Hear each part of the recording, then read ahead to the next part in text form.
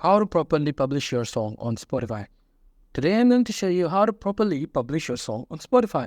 This thing is pretty easy. It's not complicated. So if I want to publish my song on Spotify, I cannot do that in Spotify here. So what you have to do is you have to publish your song to any of the distributor. They will publish to all of the streaming platforms like Spotify or SoundCloud. So what you have to do is you have to go to the new tab and search for song distributor.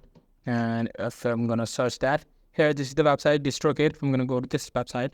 So all you have to do is you just have to sign up for this website, and as you guys can see, you have to pay $23 to upload unlimited albums and songs for a year. So after buying this subscription of this website, you can simply upload the song to this distribution website, and they will distribute it to Spotify in a few days.